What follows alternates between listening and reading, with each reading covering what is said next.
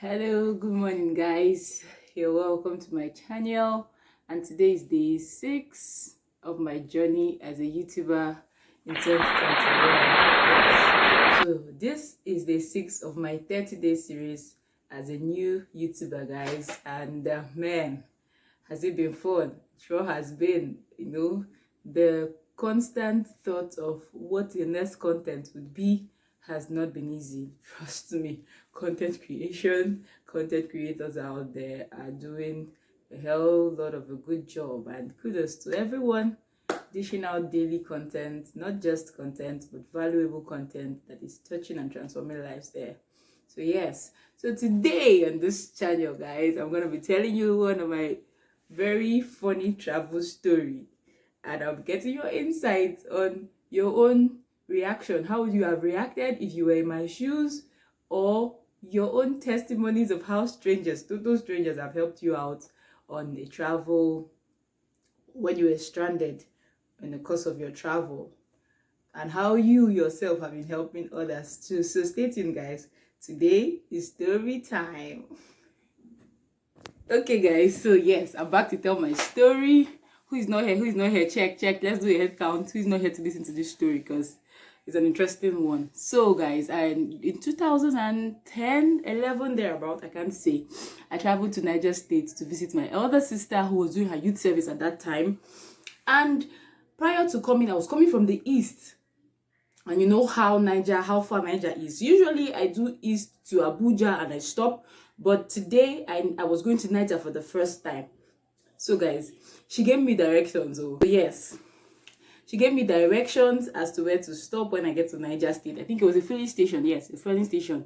She said when you get to Mobile, stop at Mobile, put a call through, and I'll come and pick you up from Mobile. So I left early. My phone was charged. I had gotten directions and all that. But guess what? When I got to Mobile filling station, which was the last stop at that day for the trip where the route I was taking. Yes, when I got to Mobile filling station, I was calling my sister and her number was not going through. The network was terrible. And guys, this was like 10:30, 11 p.m. in Niger State that I was going to for the first time. I was confused. I didn't know what to do. I kept on calling. But of course, network is bad. I couldn't send a text through. I couldn't put a call through. And that was it. I was just there. I started looking around for fast foods I could probably sit and wait it out, if it means waiting till morning or whenever the network decides to clear up. But there was nothing I could find. And being in the northern region, of course you see people that speak your language, but they are predominantly Hausa people, and I don't know how to communicate in Hausa. I'm a full-blooded Igbo woman. So guys, as I was looking confused though. I didn't know who to go to. I met the women selling in the market, but of course they were too busy in their market to even listen to your predicament, and how would they even help you, even if they hear you out. So finally, the man, also man that was sitting by my side that could speak English, he finally said to me that I should follow him to his house. Hey? You need to see like my expression, follow you to your house as for what now? I was really scared. But then I didn't have an option. He now said he noticed my concerns and he said, don't worry that he's married with children. And I calmed down a little. I followed this man, my people. The entrance to the house was a bag of rice. As far, this face me, I face you houses. The entrance was a bag of rice, and hey, I didn't know what to expect. My plan was, let me just see a place of covering, even if it means me sitting down till morning or till I could reach my sister. Let me just sit. He entered, introduced me to his wife. My people, the wife cannot speak a word in English. She only speaks Yoruba and Hausa, and I don't speak either of the two. So we're just using sign language to communicate. Finally, it turned out there was a single lady in all those block of houses, and she was willing enough to let me use her room with her television. I just carried my bag, laid it on my head as pillow. They asked me if I wanted to eat. I said I didn't want to eat because I didn't know what I was going to be offered as dinner. So I said no, that was okay. I was hungry, but man, I couldn't eat there. At least the room was good enough for me. And I lay down. Amazingly, as I lay down to sleep, a friend of mine called me from Abuja and he connected.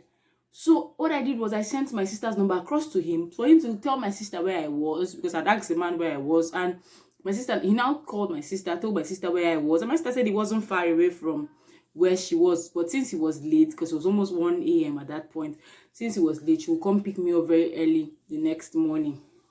I couldn't wait. As early as it could be, I was already awake.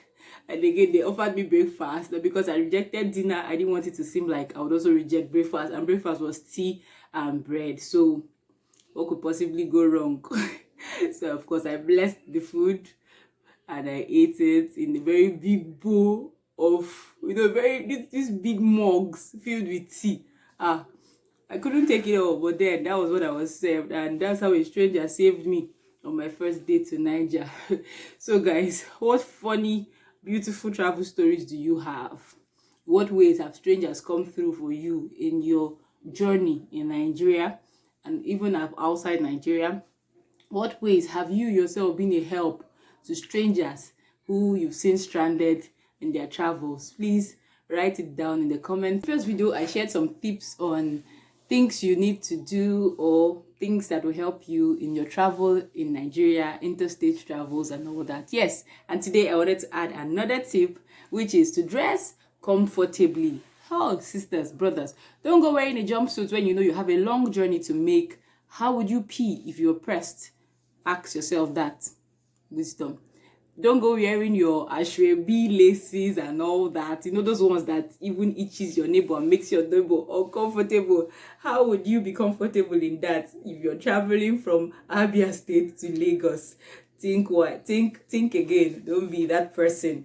Don't be that person. So yes, 2 more tips added to my tips. So check out my previous video if you haven't. Yes, guys, that's how a stranger saved me from being stranded in Niger State. I'm really grateful to that man for taking the risk to help a total stranger. I know it's not easy, not everybody would do that, and I'm very grateful to God for sending him to help me at that point in time, but I didn't know what else. Because life is about helping one another, and of course, if we don't share the love, how would it go round? So tell me your stories, how you're sharing the love. And guys, don't forget to share the love by subscribing to this channel if you haven't. For my returning subscribers, thank you so much for your support and your encouragement. I am feeling it and it means the world to me.